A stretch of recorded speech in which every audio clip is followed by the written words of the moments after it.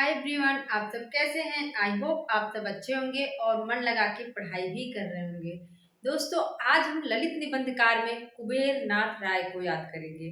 कुबेर नाथ राय के जो निबंध हैं वो बहुत इंपॉर्टेंट हैं। चाहे आप पीजीटी देख लें, पीजीटी देख लें, नेट जेआरएफ, मतलब हर एग्जाम में यहाँ से क्वेश्चन पूछा जाता है। तो आप सब लास्ट तक अ, मन लगा के पढ़िएगा, देखिएगा। अभी हम कितना बेहतरीन ट्रिक से इनकी सारी रचनाओं को, इनके सारे निबंधों को याद कर लेंगे।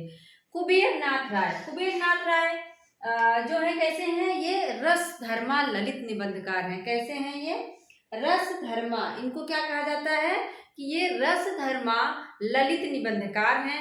अब इनके निबंधों को हम पढ़ते हैं। क्या है? पहला ही निबंध इनका है प्रिया नीलकंठी। कितने में अगर पूछे तो 68 में है। कितने में है? 1968। इसका समय कभी कभी पूछा जाता है, तो समय भी आप लोग साथ में देखते चलिएगा। कुछ के समय हमने जो है लिख दिया है, तो आप सब देख लीजिए। आइए देखते हैं। प्रिया नीलकंठी, रस आकेठक, गंधमादन, विशाल योग, निषाद बांसुरी, पर्ण मुकुट, महाकवि की तर्जनी, कामधेनु, पत्र, मणि पुतुल के नाम, मन पवन की नौका, किरात नदी में चंद्र मधुर। क्या है?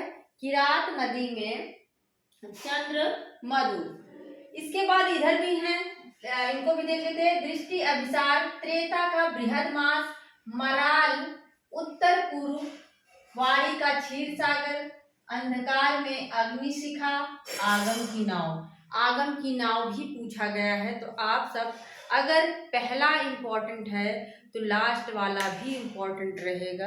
एक मिनट। तो आप सब पहला और लास्ट वाला, जितना पहला इंपॉर्टेंट है उतना ही लास्ट वाला। तो ध्यान से देखिए क्या है। कुबेर नाथ राय, कुबेर नाथ राय हैं। ये अपनी प्रिया को लेकर कहाँ जाते हैं? अपनी प्रिया को लेकर रस आखेटक, मतलब अपनी प्रिया को लेकर, अपनी जो गर्लफ्रेंड है उसको लिवा के ये रस आखेट करने जाते हैं। कहाँ आखेट करने जाएंगे? गंधमादन पर्वत पर। कहाँ जाते हैं? गंधमादन पर्वत पर जाते हैं। और वहाँ क्या होता है? विषाद योग। फिर वहाँ इनको विषाद हो जाता है, मतलब लड़ाई झगड़ा हो जाता है। क्या हो जाता है? लड़ाई झगड़ा हो जाता है, विषाद योग हो जाता है। और उसके बाद ये निषाद बांसुरी बजाने लगते हैं। जब लड़ाई झगड़ा हो जाता है तो क्या होता है? ये बांसुरी बजाने लगते हैं। और बांसुरी बनी किसकी है? पर्ण मुकुट, अर्थात पर्ण की बनी हुई है, पर्ण मुकुट। और इसके बाद क्या है? महाकवि की तर्जनी।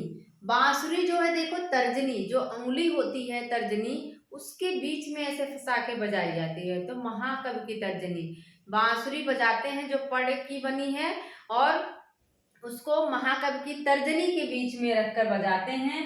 बैठे किस पे हैं? कामधेनु पर। कामधेनु पर ये बैठे हुए हैं। कामधेनु पर बैठकर पत्र मणिपुतुल के नाम, मतलब ये मणिपुतुल के नाम की बांसुरी बजाते हैं। और जो मन पवन की नौका है उसमें विहार करते हैं। किरात नदी में चंद्र मधुर, मतलब अपनी मन पवन की नौका लेकर ये किरात नदी में प्रवेश करते हैं। ठीक है, किरात नदी में प्रवेश करते हैं। इसको दोबारा फिर से एक बार देखते हैं। प्रिया को, अपनी प्रिया को लिवा के, कुबेर नाथ राय जो हैं अपनी प्रिया को लिवा के रस आखेटक करने जाते हैं। कहाँ? गंधमादन पर्वत पर। लेकिन जब कोई साथ में देखो होता है तो लड़ाई झगड़े ज्यादा होते हैं। तो जब ये गंधमादन पर्वत पर पहुंचते हैं तो इनको विषाद हो जाता है और ये बांसुरी बजाने लगते हैं, निषाद बांसुरी। इसके बाद बांसुरी बनी किसकी है? पर्ण मुकुट, पर्ण की बनी है। और उसको महाकवि की तर्जनी पर रख के जो है बांसुरी को बजाते हैं। कामधेनु पर भी बैठे हैं। कृष्ण जी देखो बांसुरी बजाते थे, कामधेनु के साथ ऐसे दिखाया जाता है, गाय के ऊपर ऐसे टेक लेके। तो कामधेनु के ऊपर बैठकर बजाते हैं और मणिपुतुल के नाम की बांसुरी बजाते हैं। ये जब बांसुरी बजाते हैं तो ये अपने मन को पवन बनाकर जो है, मन पवन की नौका लेकर किरात नदी में प्रवेश करते हैं। नदी कौन सी है? किरात नदी है, उसी में प्रवेश करते हैं।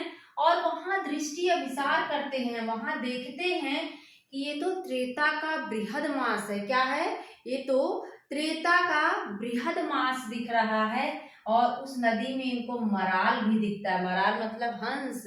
इनको उस नदी में मराल भी दिखता है और मराल भी दिखता है।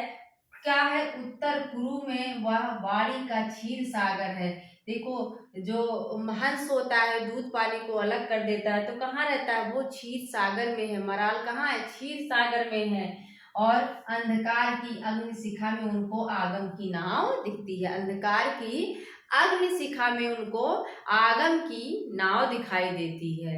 एक बार फिर से देखो, बहुत इजी है। अगर आप इसको कई बार देख लेंगे तो यहाँ से अगर कोई और रचना पूछ ले कि कुबेर नाथ राय की कौन सी रचना नहीं है, तो आप तुरंत आपके माइंड में क्लिक कर ले जाएगा कि इस ट्रिक में तो ऐसा कुछ भी नहीं था, इस नाम की रचना नहीं थी।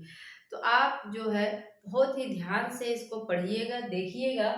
फिर से देखते हैं, कुबेर नाथ राय हैं अपनी प्रिया को लेकर रस आखेटक करने जाते हैं गंधमादन पर्वत पर।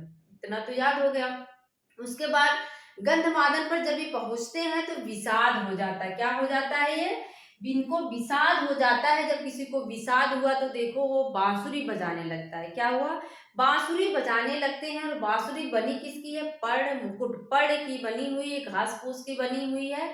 और इसके बाद वो महाकवि की तर्जनी, तर्जनी पर रख के जो है बांसुरी को बजाते हैं।